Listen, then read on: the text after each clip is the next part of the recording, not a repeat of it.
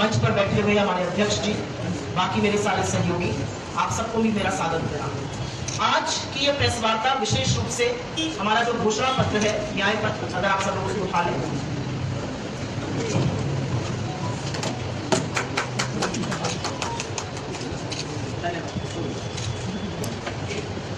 आज की ये प्रेस वार्ता मुख्यतः इस घोषणा पत्र, इस न्याय पत्र जिसको हमने नाम दिया है, उसके बारे में चर्चा करने के लिए है।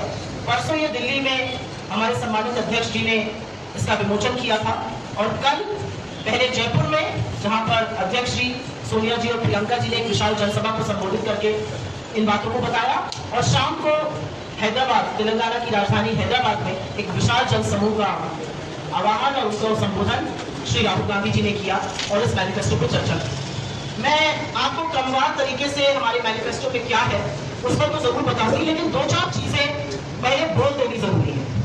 ये घोषणा पत्र कमरे में बैठकर पूंजीपतियों की लिस्ट पर नहीं बना है। ये घोषणा पत्र कुछ विशेषज्ञों या जानकारों से बात करके नहीं बना है। ये घोषणा पत्र इस देश की आवाज है। इसकी जो वेबसाइट भी थी उसका भी नाम था आवाज भारत की।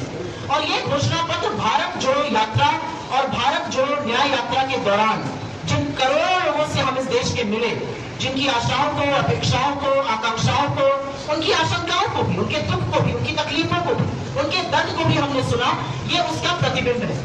और इस घोषणा पत्र के 5 प्रमुख स्तंभ हैं जो राहुल जी ने अपनी यात्रा के दौरान, जिस पर काफी विवेचना की थी और उसका आगाज किया था।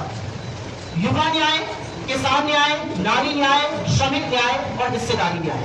और मैं क्रमवार तरीके से आपको इसलिए बताना चाहती हूँ क्योंकि 10 साल से ये देश बहुत सारी परेशानियां झेल रहा है और उन सारी परेशानियों का इस घोषणा पत्र में, इस न्याय पत्र में समाधान है। तीसरी बड़ी बात पेपर लीक की है।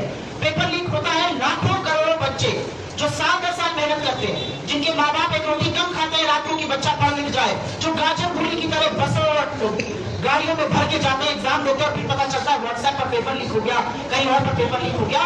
उससे पूरी तरह से छुटकारा दिलाने के लिए हम पेपर लीक के खिलाफ सख्त कानून लाएंगे और एक जॉब्स कैलेंडर बनाएंगे। घोषणा होने की नौकरी तक और नियुक्ति पत्र तक एक क्रमवार तरीके से नौकरी मिलनी चाहिए। कहीं पर भी अगर कुछ गड़बड़ होती है उसका एक बैकअप प्लान होना चाहिए।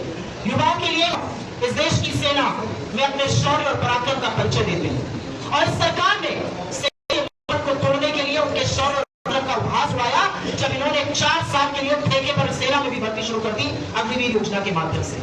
हमारा घोषणा, हमारा न्याय पत्र ये वचन देता है कि हमारी सरकार बनेगी और 4 साल की इस अग्निवीर योजना को खत्म किया जाएगा और जैसे पुरानी नौकरी होती थी, जैसे सेना में चयन होता था, वैसे दोबारा से उसको बहाल किया। और इसलिए महालक्ष्मी योजना के तहत हम गरीब परिवार की महिला मुखिया के अकाउंट में 1 लाख रुपए सालाना डालेंगे, जिससे उनके पास अतिरिक्त पैसा है अपने परिवार की देखरेख के लिए और वो परिवारों की बढ़ोतरी कर सके।